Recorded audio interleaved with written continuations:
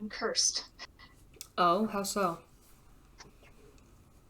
Just everything going wrong. I love that. No, I don't. I'm calm. I'm calm. Okay. I got a question for you. Does your bed have a box spring? No. Oh, then never mind. Because mine does, and Ollie loves to get all up in there. Oh, fun. Loves Yeah. it. Interesting. I mean, I used to have a box spring, but my cats didn't bother with it. I wish I understood. A place to hide. That's all there is to get. Place to hide, but I can't. I don't understand how it could possibly be comfortable. Have you seen how cats sleep? This is true. They're very strange creatures. Yeah, just wanted to see if that was a universal cat owner experience or not. Yeah, but I didn't have a huge amount of overlap. Well, no, I had about 2.5 years of overlap with cats in Box Spring. Mind. Update. Hello. Yes, he hasn't taken notice that the lights are down yet, so we'll see. We'll see how long they last. Anyway, how did you nearly injure yourself with laundry? I will try to shorten the saga I mean, as much as I possible. love a good saga, please. It started last week. I was doing a load of laundry. The laundry would not dry. Um, it was in there for like 3 hours and was still wet. And I was supposed to be leaving to visit my family for Thanksgiving, and I'm ended up sorry, having to did you leave. just like try to wash every single sweatshirt you own at once? No, Okay. no, normal little laundry. And so finally, my mom was like, "You know what? Just bring the wet laundry here and use our dryer so you can get out the door." I'm like, "Okay, yeah, whatever, that works." And then I figured out that the problem was that the duct that goes from the back of the dryer, like and vents outside, Mm-hmm. was clogged with lint, and that was why Okay. it wasn't drying. So I had to replace that, Hmm. which not a huge deal. I'm used to doing things myself, but I didn't get back in town till Monday, and I was like, well, I got to get this done right away. I need to do laundry, Mm-hmm. and I stupidly bought a semi-rigid one because that was the only one they had in stock at Lowe's. And long story short, I fought and fought with this thing, injured myself multiple times. My shins are covered in bruises Cute. because I insisted on kneeling on top of the dryer trying to reach the wall vent. Nothing but bruises. Um, and just could not get it to stretch out to the full 8 feet because it's supposed to require two people to do that. Because you gotta have one person on either end pulling because it's 8 feet long and I don't have that kind of wingspan. Of course. So finally I gave up and said, you know what, I'm just gonna get a flexible one. So I bought another one last night on my way home from my running team workout. So at this point, my legs are super sore because I had leg day on Monday, like having a hard time climbing stairs sore. Oh god. And I was exhausted because I just, run for like an hour and a half. As one does. And it's 9 o'clock at night by the time I get home for the first time that day. And I'm like, well, I want to get this put on because I need to do laundry tomorrow. So I did get it put on, but But at what cost? that's exactly what I said. There we go, episode title. Yeah. So I successfully got it put on, and I'm like shortening like all the complications. Like the clamps were all weird, and Okay. somebody like a jerry rigged the vent. Like it was a whole thing. I had to drill holes and find screws, and like it was. I'm really shortening the saga. Okay. But I got it put on, and the duct was just long enough to reach the back of my dryer, so I couldn't really pull out my dryer much from the wall while I was putting it on, and I was having a trouble getting the right angle to like screw the clamp on. And so I was crouching on my already exhausted legs that are just like shaking violently and falling asleep and Like a little hurting. chihuahua. Yeah, yeah. Because again, leg day, running, No, yeah, lack of sleep, that sounds like hell. crouching, Um, but I was determined. I was like, I just gotta finish getting this clamp tightened, and I'm done. That's it. And so I was like refusing to get up and rest my legs. I was like, no, I must keep going. And by the way, for some reason, the screws on these clamps did not fit any of my hex things, so I had to use a wrench, and took 25 years. Okay. And so I just kept going and going and going. And I'm like, finally, I'm almost done, but I really have to take a break. I'm going to fall over. So I was like, I better stand up really quickly, forgetting that my water meter was directly above my head. Owie. I meant to take a picture of the water meter for reference. Perhaps I will do so and you can offer it to the people. But the thing is, there's the water meter, and on the bottom of it are these four bolts sticking out. Oh.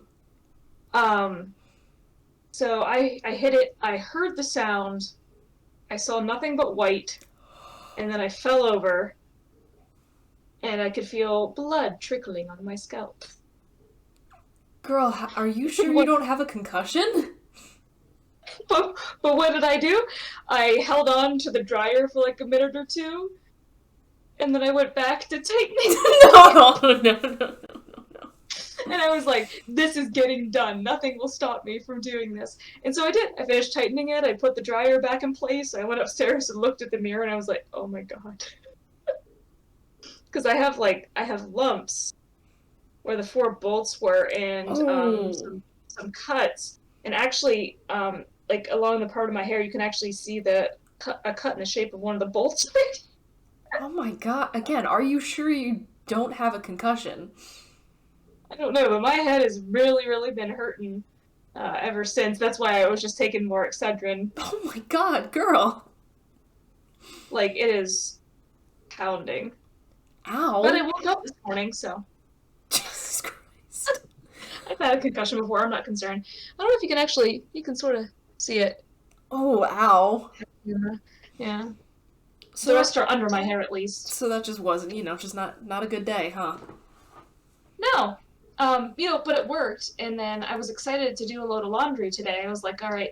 I was so nervous when I hit, start on the dryer. I was like, please, God, please let me have done it correctly. If I had gone through all that and Um, then it didn't work, I would have simply just passed away then and yeah. there.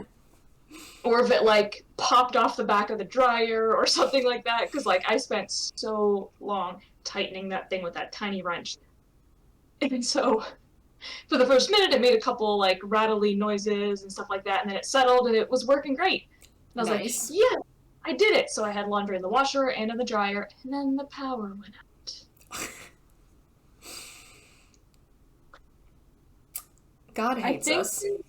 yeah, which was right before we were about to record, like a few minutes beforehand. I'm just sitting on the couch. I'm like, all right, well, I'm gonna go and get the dishwasher started, and then go join the pod, and then boom, The the entire the complex. dishwasher, you say?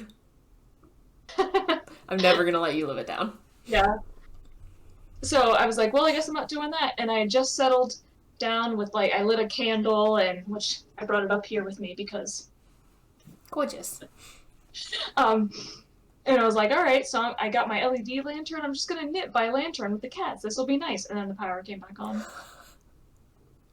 So I was a little bit disappointed, but I think the washer and dryer are fine now. I mean, The fingers washer and crossed. I truly do yeah, wonder what you and I did in a past life. Like, just to be punished with such consistent inconvenience. right? Like, we must have just been really annoying. Yeah, the lid on the washer was locked even when the power was off, so I couldn't even lift it up to see where it was in the wash cycle. Oh boy. And then even when the power came back on, the washer came back on, but the lid wouldn't unlock. So I pushed, it has like a pause and start button. So I pushed it a few times. The lid never unlocked, but it started doing things, so I think it's continuing its cycle. Yeah, let's just assume that. I'll check it when we're done. That works. The laundry was almost dry. I turned it Um, back on for a few minutes, but I think I did it. I fixed the dryer. hell yeah. Well, hopefully your Thanksgiving was less of a disaster. Yeah, it's fine. Nice. It's okay. I feel like I should tell the people, do not. Oh God, why did you... What? It's so bad. However bad Why you think it is, would you see fruitcake Mountain Dew and then think, yes, I will purchase this? Why are you like this? I just said how bad it was and immediately took a drink. It's so bad. It's so bad. It does taste like fruitcake. I've never tasted fruitcake in my life, and I plan on keeping it that way. I love fruit. I love cake. Fruitcake, not so much. It's something about like the nutmegginess that makes it so bad. No. Nutmeg. No. Yeah, it's terrible. But I don't waste things. I really think you need to try and work through that with yourself, because things like that, it's just not worth it. I like to try things, although I did unintentionally waste the mystery flavor Mountain Dew. I just forgot it was in the fridge, but I didn't like that either. So the mystery was just bad. Yeah. Cool. Not much of a mystery. Yeah. That's why I don't drink Mountain Dew, period. Missing out on the weirdness. No. And badness. There's already so much weirdness in my life. I don't need to be adding any more via Fair Mountain Dew. But actually, speaking of Thanksgiving, one of the things that I have on our document for today, let me copy this link real quick so I can drop this in the chat. Pour water on myself. Who taught me how to drink? Is this? So the tweet from @Crockett4Real reads thusly: Thanksgiving went okay, I guess. Decided to cut the cranberry sauce long ways just to see what would happen. Let me tell you, that started some shit right up. And I kind of just want to hear your thoughts on that. So, here's the thing. We only do real cranberry sauce in my house. We do both in my house, and I'm not gonna lie, I kind of prefer the, like, jelly cranberry sauce from a can, because I have real beef with the texture of cooked fruit most of the time.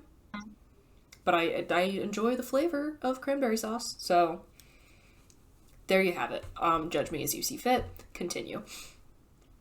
Yeah, but I mean, that's, my mom just, makes real cranberries. She puts, like, orange and stuff in there, gives it a little something extra.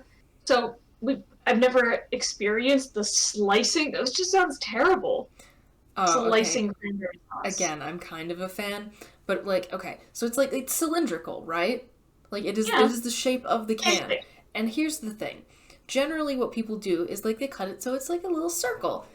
And the only way I could see cutting it lengthwise being acceptable would be that you've cut it into circles first, and then you do once down the middle, just for easier portioning. I don't know. That is the only time I would say that's acceptable. If this person is talking about long slices, like, how would I just, like, I can't... They're just equal portions. Yeah, first of all, it's not. Second of all, just the thought of this weird rectangle, like, from the middle, I just don't like it. Plus, like, I mean, the can's only, yay long? But still, if you have, like, a long slice of that, there's no way you're going to be able to easily, like, transfer it to a plate. No, absolutely not. And actually, speaking of... Because first of all, if I was in this situation, I would 100% join the rest of the table in being like, what the fuck are you doing? Like, if I was watching this happen. And actually, this just reminded me of something that is a massive point of contention in my entire extended family. What are your thoughts on scraping the top of the stick of butter with your knife? See, that's another thing. We don't use stick butter. Oh, okay. That's a huge point of contention. Butter with olive oil. Oh, no, that is a huge point of contention in my family, to the point that, like, at multiple people's, like, wakes, like, the first time it was brought up, first of all, was at somebody's wake where my cousin, like, stood up and was like, all right, I want to know who scraped the butter at Thanksgiving dinner. And this was, like, possibly 2 decades ago at this point. Like, I wasn't even alive. But, like, it has been brought up in just so many situations because there are two very distinct camps of it is okay to scrape your knife across the top of the stick of butter, and it is not. Yeah, well, so I think there's this difference, right? So with the cranberry sauce, that's not like an arbitrary thing that it's cut like vertically or, you know, whatever, horizontal, whatever you would call that, I guess, depending on which angle you...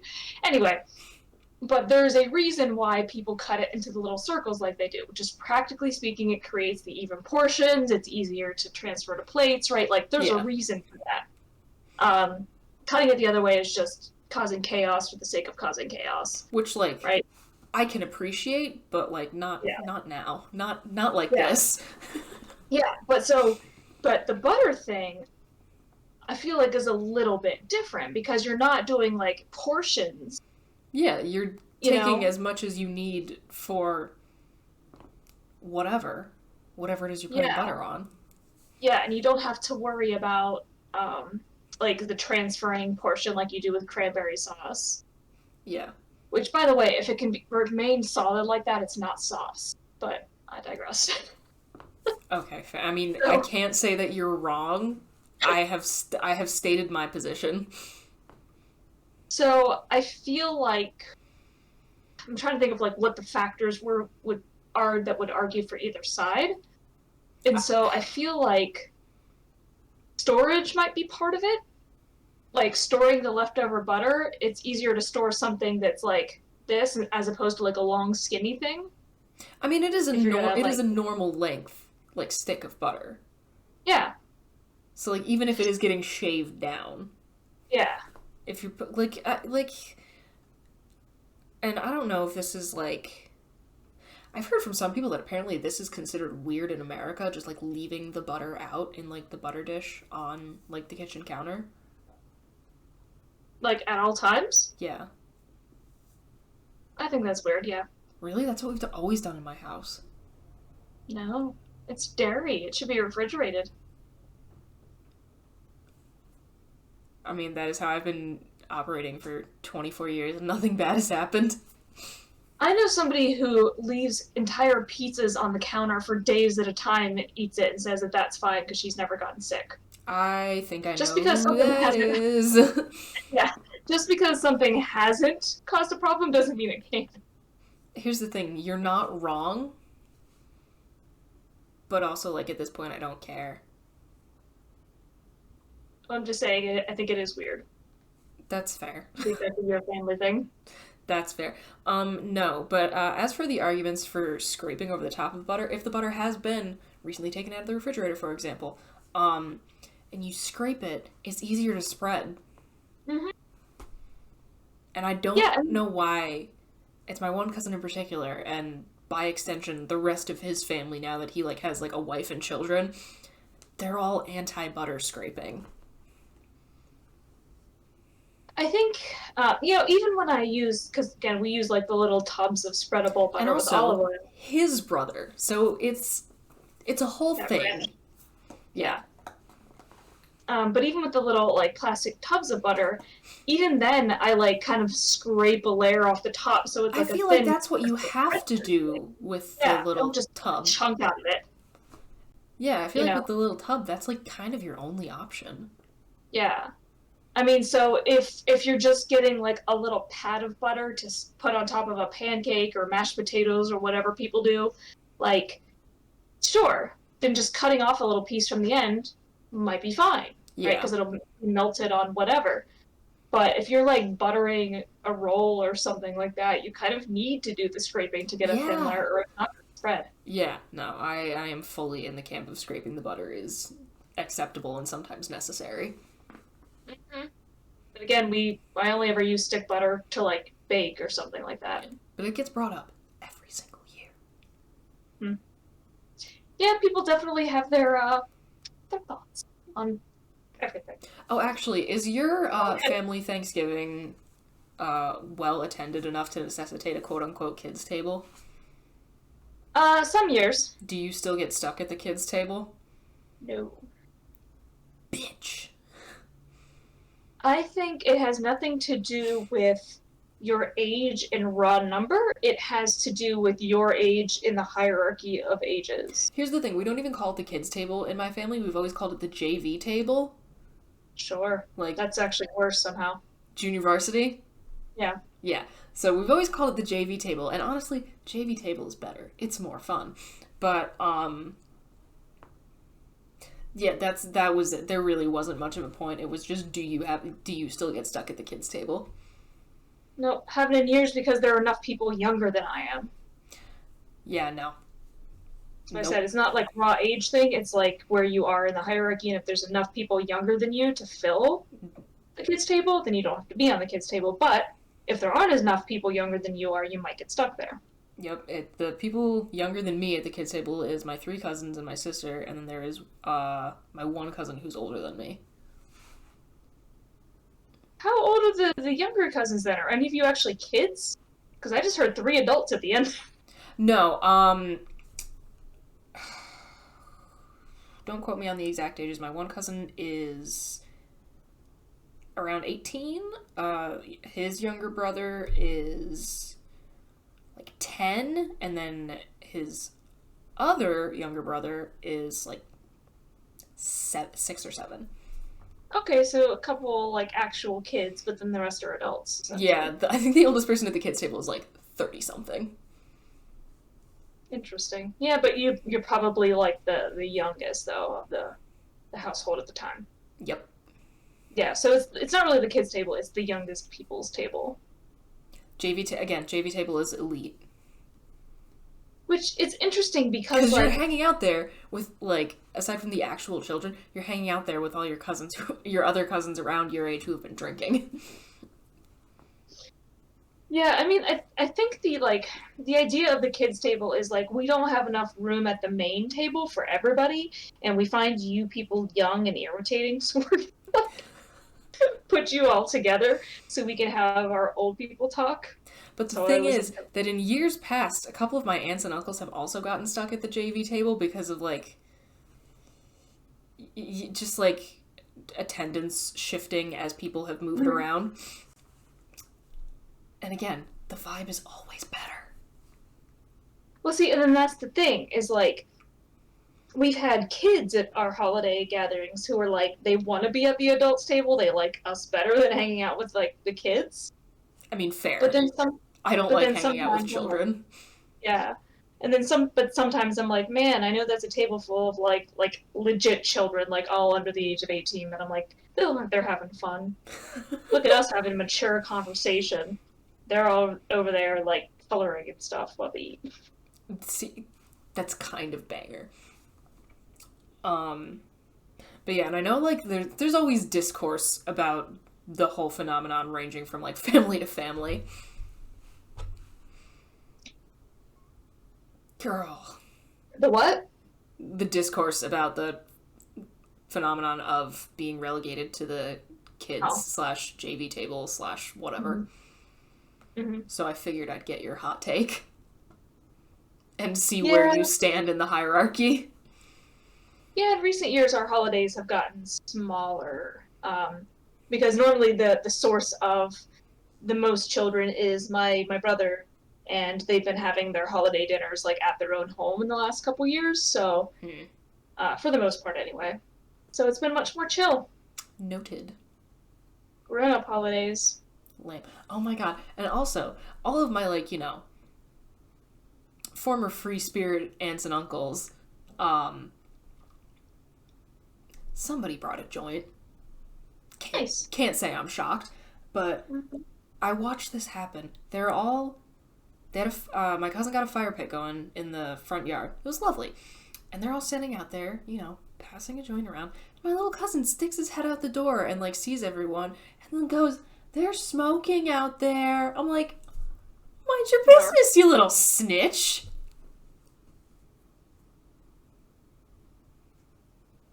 And, like, he's, like, 7. So, like, he, like, didn't, like, I'm sure he thinks the only thing one can smoke is a cigarette at this point. Probably, yeah. But, like, mind your business. Yeah. No. So that was just a funny thing that I got to witness. Yeah. No, you gotta, like, You gotta enjoy your holiday in whatever way is enjoyable to you. You know? And every year that I get older, the stories that I get from my aunts and uncles just get more and more insane. Like someone drops that they like have been like arrested for protesting. I was like, I mean, like that tracks, but why is this the first time I'm hearing about this? You start to learn more things as you get older, and they realize you're not a kid anymore. I know, it's wild. Absolutely wild. Anyway, actually, our next thing is also since we've gotten on the topic of Thanksgiving, our next thing is also food related, and this is something that you have put in. You put this in the chat a long time ago, and I've just kind of been waiting to pull it out, but like for no reason. Yeah. So here we are. It's I guess one would call it like a sort of three-way battle / debate. Pancakes versus waffles versus French toast. Are we ranking them? Are we picking the ultimate victor? Por qué no los dos?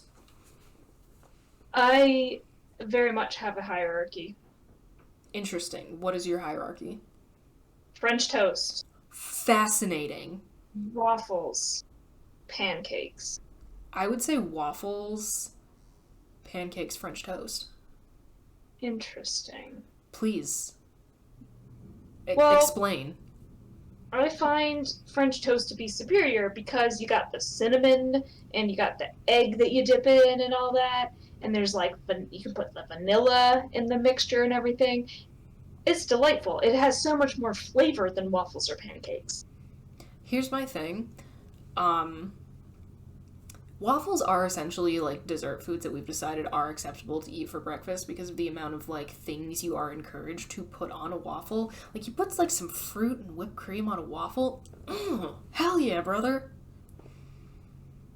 I do not put that stuff on waffles. Oh.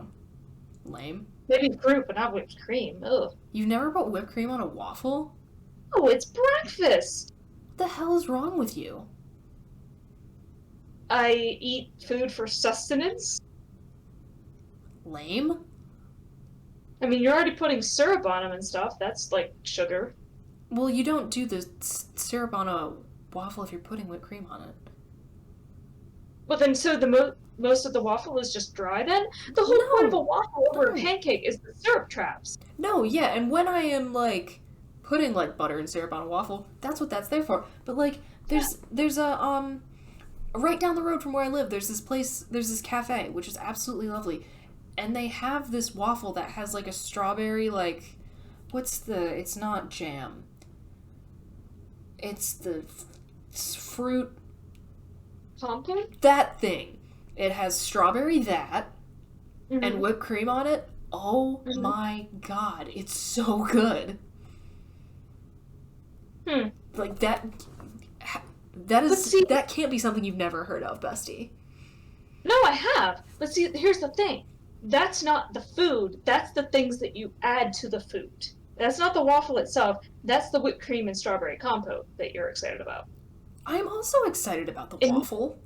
But you can put those things on pancakes or French toast as well. Okay, it would be weird to put it on French toast. I feel like there would be too much happening. Might be, depending on, what you're doing with it. And I mean, yeah, you could put those things on a pancake, but again, the pancake doesn't have the reservoirs. But do you need that for those things? Not really. It's not like liquid. It's nice. But you don't need it. I mean, you don't need a lot of things. I'm talking about the pure foods themselves, because I'm not even bringing syrup or anything into it. Oh, then top is pancakes. Interesting. I'm a simple woman. I am given a buttermilk pancake, I lose my mind. I find them so boring and unappealing. Oh, I love it. Maybe this is just, like, the difference between, like, why I'm fine with, like, eating plain saltines and you think that's fucking weird.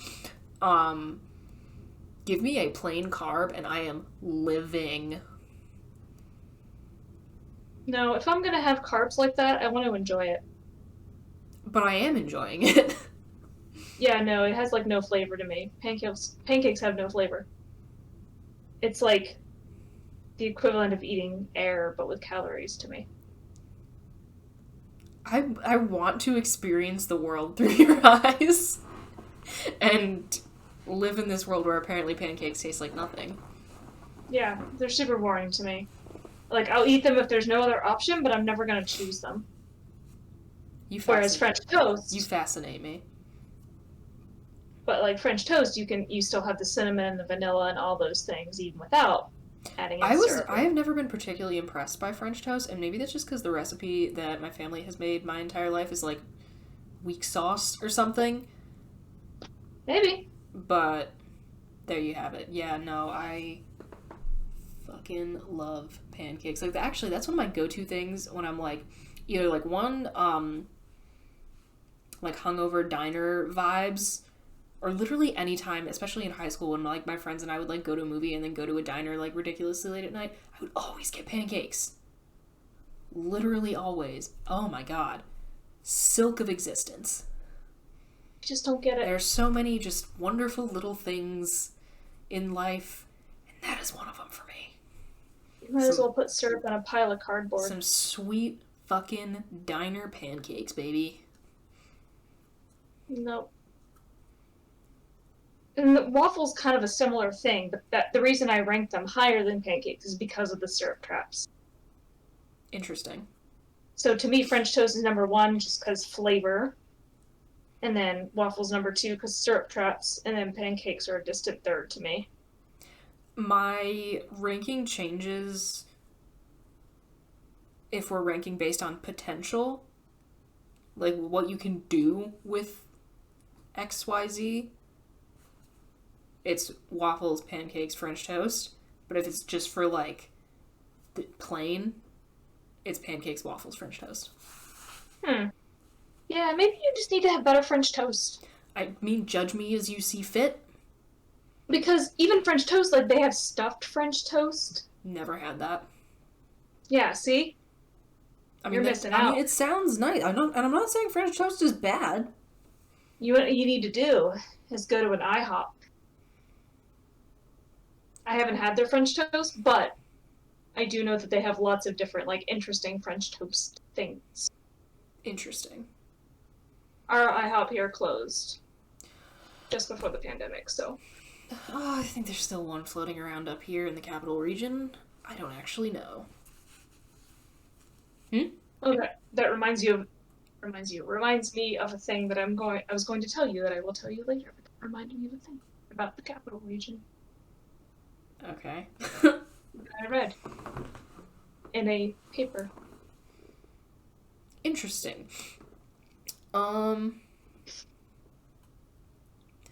So, our last thing today. Today's the day of what some genius on the Bird app referred to as Twitter's Met Gala. It's Spotify Wrapped Day, y'all. Or we are recording this on Spotify Wrapped Day. So now we're just... Yeah! I think I got an email. No, I'm like, no, I didn't get an email. Huh. Maybe I accidentally deleted it. Oopsies. I do have head trauma. Maybe you do have a concussion.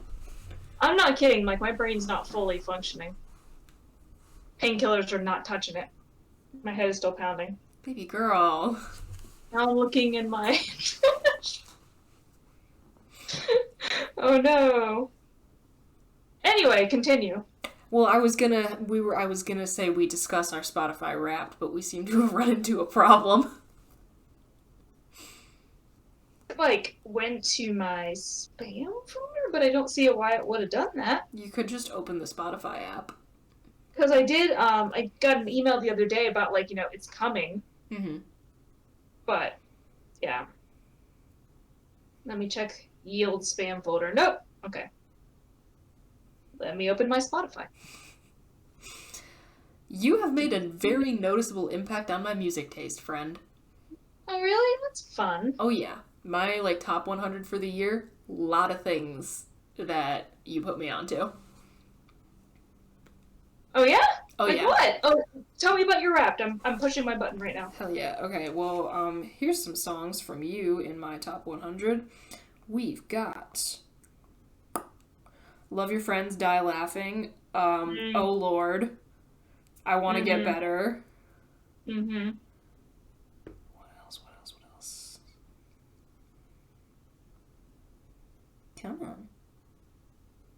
The Woodpile, Shark Fighter, Switzerland, Hard at Races, Animal, Two of a Crime.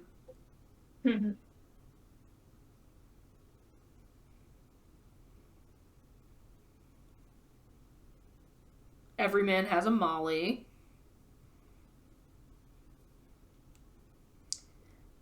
Anti-D. Yeah, there you go. You have made a very noticeable impact on my music taste. And also, I got into Ghost, like, starting in October, maybe? My second most listened to artist of 2022. Wow. This says I embrace the night with funny, moody, sad boy, B-O-I boy. I don't know what that means. What was mine? Mine was like where is it? That was my favorite one of the, hey, I listened to more than 80% of other listeners. I am pretty sure I have a very similar stat. Let's see what else I got. That song, it was Love at First Listen. What song was that? Nuh-uh. What?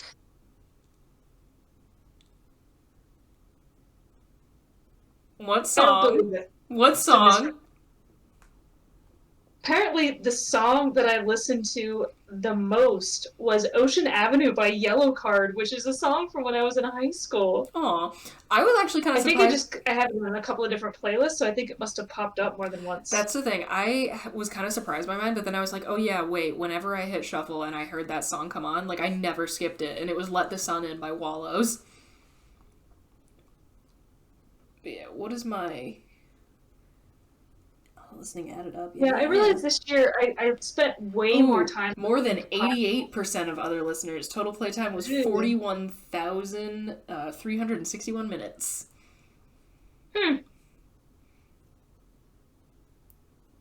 Yeah, I spent more time this year than last year listening to podcasts on Spotify than music. Yeah. So it was a little bit of a different... Oh, and David Bowie was my top artist. Shocker. Ha! My top artist was Los Campesinos. I was in the top 2% of listeners for them. I was in the top 0.5% for Bowie. Nice. Which is pretty impressive considering how many people. But, and that also kind of surprised me, but then I remembered that in January, one of the things I, like, made, like, a little... Like, I was like, I'm gonna do this finally, was that I, like, sat down and listened to every single album that he ever released in order. So I think that's what did it. Yeah. Well, Los Campesinos is my favorite band, so that's not surprising. Oh, here we go. Here's my... No, give me... my weird sunset mood vibe thing. Hold on. I gotta wait for it to cycle through. Oh, that's pretty accurate. My top band was Los Campesinos, my favorite band. My second top, Lawrence Arms, which is my second favorite band. Well, actually, they're kind of... You embrace a night with quiet sorrow. There you go. Yeah. Say Anything was my third most listened to. Nice. And then the Wombats. And Fight Like Apes. Can't say I'm surprised. Actually, yeah, let me... What was my... Yeah, Bowie was top. But what was... A lot of British in that top 5, but okay. Yeah, again, I started listening to Ghost in October. They are my second most listened to artist. But it was David Bowie, Ghost, Greta Van Fleet, Wallows, and the Struts. Very on brand. Yeah. And I was kind of surprised that my second most played song was Meet Me at Our Spot. But again, that's just one of those ones where, like, every time it comes on, am I going to skip it? No. That was number 4. Oh my god, look at us. We are converging. Same brain. My top genre was emo. Shocker. I don't know, Spotify and I have different definitions of emo. Oh my god, my 5th most listened to podcast was that... Did I ever tell you about this? How I got really into this, like, limited series audio drama that, where Con O'Neill did voice acting as a vampire? I don't think so. Oh, I was, like, not okay listening to that. I feel like I remembered you saying he was voicing a vampire. I'll send it to you. But yeah, that was my that made it into the most listened podcasts. Along with, I was surprised that I listened to as much of the Penumbra podcast as I did. But was not shocked by other than obviously Last Podcast on the Left, was not shocked by the inclusion of the Silt Verses and Old Gods of Appalachia. Both of which, for my audio drama people out there, if you're not listening to those already, holy shit, go do it right now.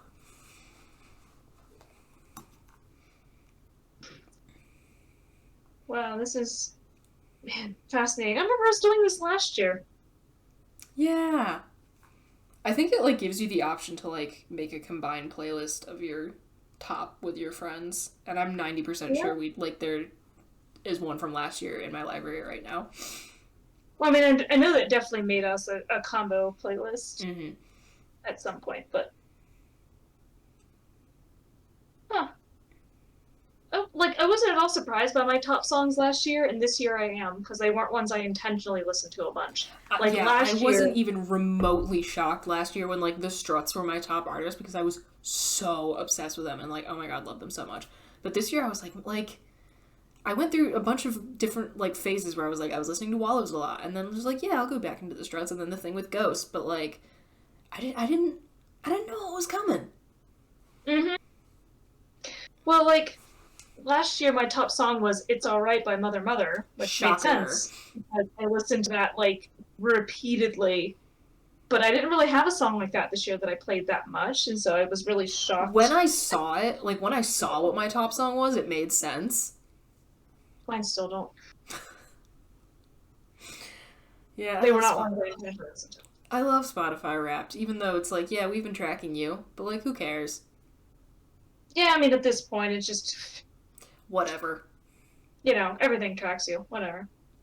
Yeah, whatever, man, I've kind of given up. My top 3 genres, emo, skate punk, and pop punk.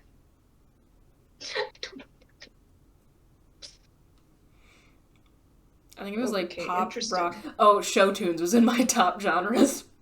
Oh, that makes sense. Yeah, see, I disagree with Spotify as to what counts as emo, but whatever. Okay, well, we don't have time to get into that.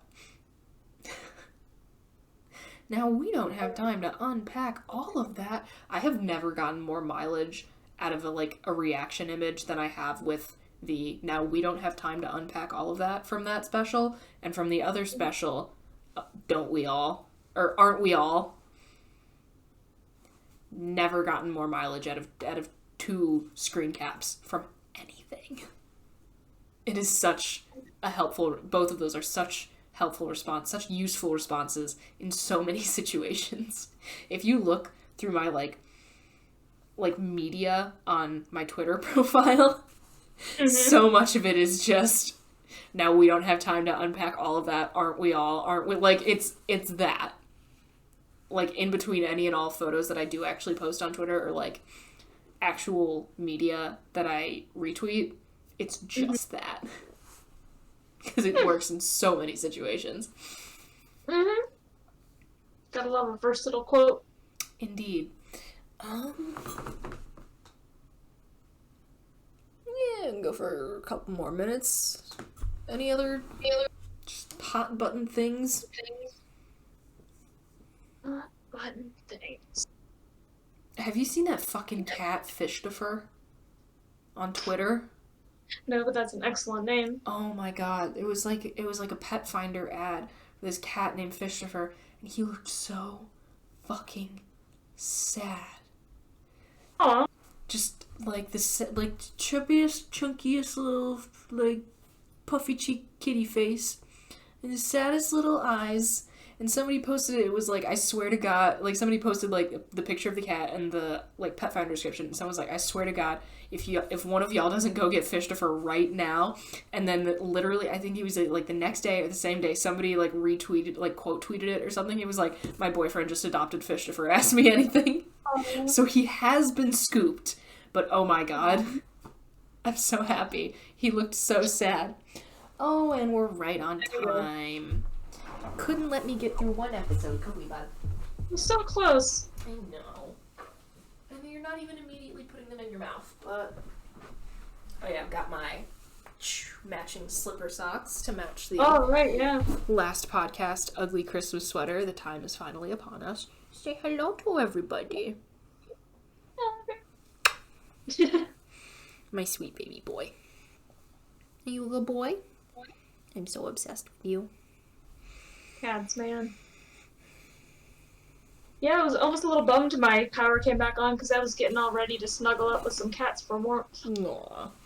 Yeah, I'm really loving this thing where I go to bed and I get automatic snugs. Little furry heater. It's amazing. Sometimes he gets under the blankets with me. Are you kidding? It's like in the old days where they used to like use hot water bottles in bed, but instead it's a cat, and it's furry and it purrs. I love having a cat so much. I absolutely love having a cat. Yeah. It's wonderful. I'm a huge fan. But yeah, no, he like gets under the cover. Like I'll like lift him up and then he'll like get right under my chin, curl up, go to sleep. And sometimes he wakes me up biting my septum, but it's fine. Okay.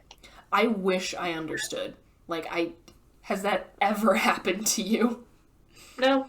Like, and it's not just like, oh, he was like messing around this one time. It is repeated. It is targeted, intentional behavior. And I don't understand what his goals are. Because, like, yeah, he rubs his nasty little scent glands all over my face. That's fine. And, like, he goes up against my nose a lot. Okay, yeah, my nose is technically a corner. Cats like corners. Why is he trying to give me a septum piercing? Maybe he's trying to say you'd look nice with one. I don't know if I could pull that off. Yeah, it's hard to picture. I can't picture it.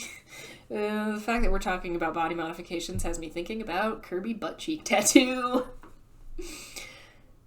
It dawned on me the other day that it would be really funny for any person, but since I'm the one coming up with it, me specifically in this case, to get a tattoo of Kirby, as in the little Nintendo puffball video game character, on my ass cheek, so that he is appropriately squishy. And, like, the more I think about it, the less it becomes a joke.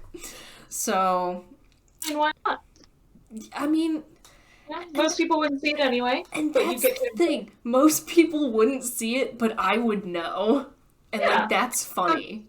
It's for your enjoyment. It is literally exclusively for my enjoyment. Although, I will make this promise right now. If this podcast ever takes off, I will 100% get a tattoo of Kirby on my butt cheek, and the public will see it. If this podcast ever gets like 1 million subscribers or something insane, it'll happen. I mean, we're gonna get the tattoo regardless, it's just that people won't see it. Yeah, it's just that you won't get to see it. Yeah. Yes. Because I believe we've talked about the annual Body Mod Day. Yeah. A lot before. Because, like, I'm out, like, and the thing we were talking about, we were, like, texting about this, so, like, I'm out of piercings that I want. Yep, me too. So, like, we're gonna have, like, if we're gonna keep this up, we're gonna have to start getting tattoos. Yeah, because the only thing is, like, either move to tattoos or start getting piercings outside of our ears somewhere, but I don't really want, you know, like, eyebrow or nose or, you know. Have we ever talked about if you had to get a facial piercing, what would you get? Because I feel like that's a pretty solid question for the two of us. Yeah, I might go no. Honestly, Yeah, because I don't know if I could pull... It's hard to think I could pull off a lot. Yeah. It's hard. And I don't think she's the kind of person who would ever do this, but I think my sister actually could pull off very well, just like a little, like, nose stud. Mm-hmm. Just a random thought I've had. I don't know if I could do that, though. Maybe I would get, I really don't know now that I'm thinking about it. Maybe eyebrow. Yeah, that could replace the brow slit. Because I kind of like the fact that I have something, like, a little asymmetry going on with this side of my... Because I have the side bang here. So I feel like this does a little something. So maybe I would just replace the eyebrow slit with some jewelry. If I had to pick one. Yeah, I mean, honestly, if I were actually getting one, I'd probably do eyebrow over nose just because I feel like that would be so inconvenient. Like, you get a cold.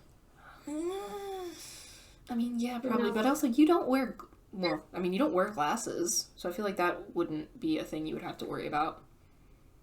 Yeah, well, I mean, I guess maybe it's just more in my mind because of the long COVID stuff. That is very fair. I've had perpetual sinus congestion for almost 6 months now. Sunday will be my 6-month anniversary. How's that going? Super. Just great. Wonderful stuff. Did I tell you that I'm currently in a holding pattern because all the doctors are out of ideas? And so my option now is to just wait and hope it gets better on its own, or to get a balloon rhinoplasty. Girl, what the fuck is that? Where they literally put, like, tubular balloons in your sinuses, your sinus cavities, and inflate them so it holds them open so they drain better. So it's like a stent. Kinda, yeah. But the thing is, like, that helps the symptoms, it doesn't solve the problem. And they're permanent. So, no thanks. I'm just gonna wait. Bruh. I mean, there are people that had long COVID for like a year and a half before they got better, so. Oh my god. If that's the case, I'm a third of the way there. Oh, I mean, technically. Yeah, another year. It's fine. Whatever. By next Christmas. Christmas of next year. Maybe I'll be. Girl. Yeah. Yeah, I don't. Yeah, I think just having a nose piercing would be too inconvenient. Like, especially like, imagine it healing and then you have to like sneeze. I caught one of my helix piercings when I was taking off my sweatshirt. I wanted to die. Mm-hmm. And like I was at work when that happened, and I was on the lock still. And there were two guys that I was working with, and I didn't even say anything because I had like taken off the sweatshirt, and then I just like, made my like pained little noise, and then just like crumpled into a ball. And none of these guys have earrings. He was like, "Did you just snag an earring?" And I was like down in the ball on the ground. I was like, "Yup." And then like this guy who, again, does not have any piercings. He was just like, "Oh my god, ow!" Like, I can feel that. I'm like, it was bad. That wasn't fun. It's been like a solid 25 years since I got my lobes pierced, but I feel like cartilage piercings are worse. Oh, 100%. Like, no, I got my second lobe piercing. The second lobe piercings felt like, because when I was a kid, I like got them done at Claire's with the gun, which you are not supposed to do. Yep. But like, that was years and years ago before I had gotten anything else, and then I had gotten like 3 cartilage piercings in a row. Went back in to get the second lobe piercings done, and I was like, okay, like, it's gonna hurt, yeah. It was fucking nothing, dude. Actually getting your earlobes pierced with, like, properly, like, with the, like, hollow needle, nothing. Mm-hmm. Absolutely nothing. Huh. Yeah, because wasn't that Body Mod Day 2020 you got those? Yup. When I got my forward helix piercings on the same day. Yeah. And then I was like, why would you do that? And then I wound up doing it. I wound up getting 2 cartilage piercings at the same time, and I was like, oh, fuck. Yeah, but it was real rough when I got those forward helix ones, because that was 2020, earlier pandemic Height days, and I had to wear masks. And, because we went to Walmart immediately after to get some saline spray, and so I had the mask, like, because they're right here. Yeah. And so the mask... Oh my god. I know I complained a lot, but, like, it was throbbing and, like... Oh, I'm sure. I wanted to amputate my ear. Can I get this mask off now, please? Yikes. But yeah, I distinctly remember laying there being like, oh, and now they're gonna do it again. It's like, you're only halfway done. Yeah, when I got I always have to put in quotes, my industrial for our last Body Mod Day. Like, the first hole hurt so badly that I was like, oh my god, this is going to be the worst, I can't take it, I want the second one. And then he was like, okay, you can sit up and look in the mirror. I didn't feel the second one. I still can't figure that out. supposedly, and I don't know if this is actually true, but supposedly if you get your tits pierced, you don't feel the first one because you're so, like the adrenaline keeps you from feeling it, and then the second one hurts really bad. Oh, interesting. I was just talking to somebody a few days ago who said that actually the second one, it's not that you don't feel the first one, but the second one hurts way worse. So they recommend you actually get them both done simultaneously. I mean, okay. From somebody who knows multiple people that have them, I guess. I mean, alright, whatever. Just coincidentally, it was a topic that came up the other day. Fascinating. No thanks. Yeah, no. Not for me. Yeah, but so I guess we're kind of, again, running out of real estate. Yeah, and I don't really want to move anywhere else, so I think I'm going to have to start getting tattoos. So, yep. I definitely have ideas. Things that have been percolating. Anything as funny as getting a video game character on your ass so that he is as squishy as he is reported to be by the game.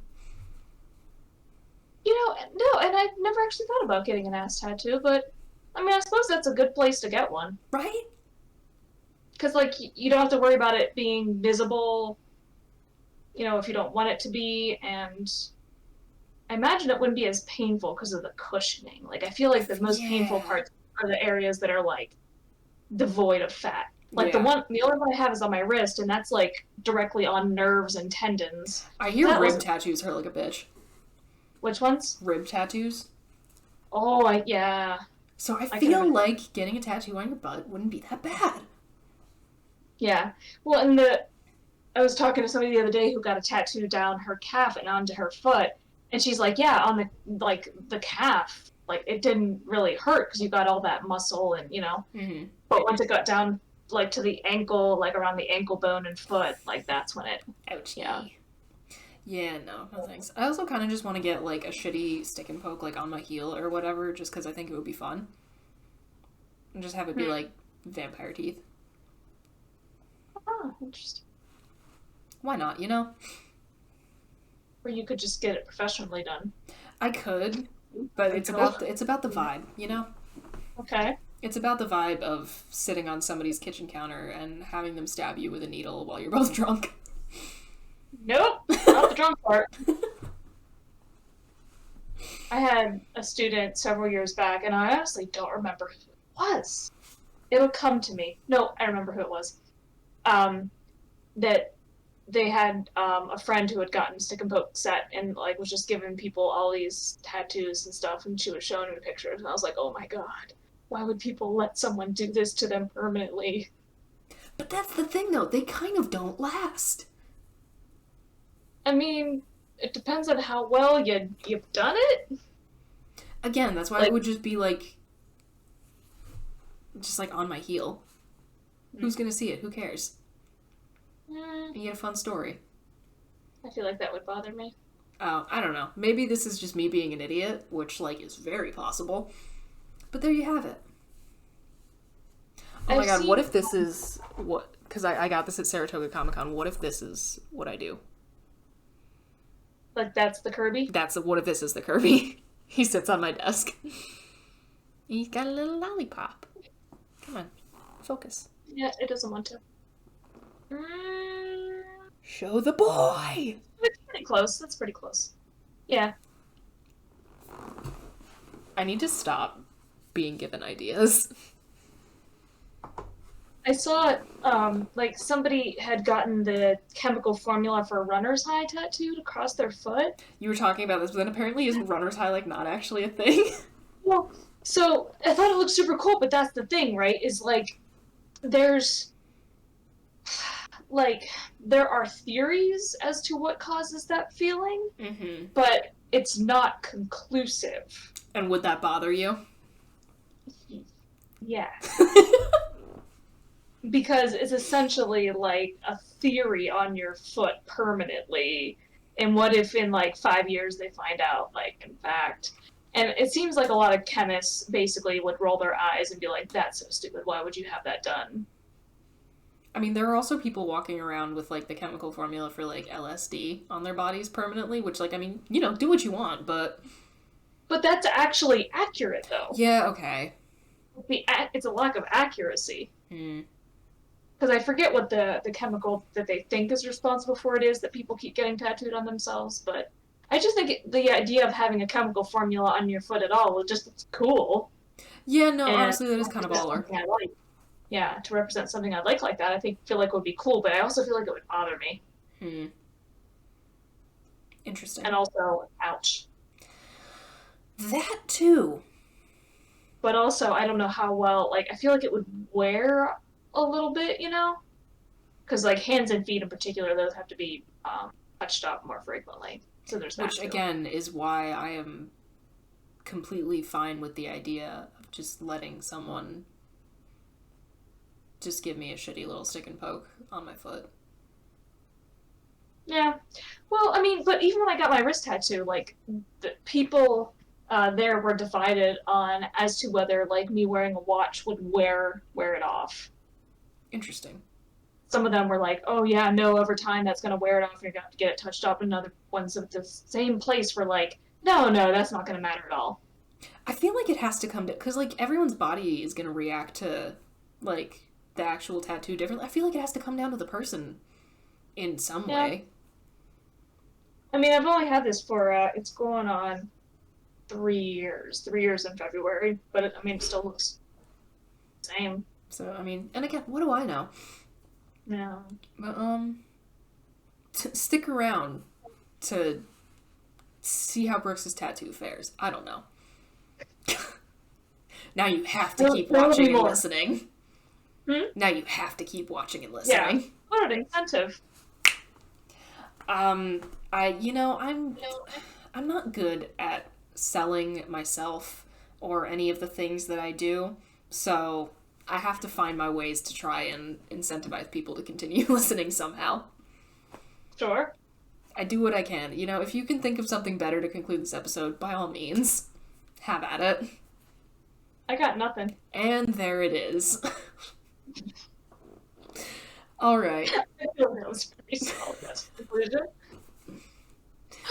All right. Well, there you have it. As always, thank you, friends, for fighting with us. We appreciate each and every single one of you, and we will be back again next week. We'll see you then.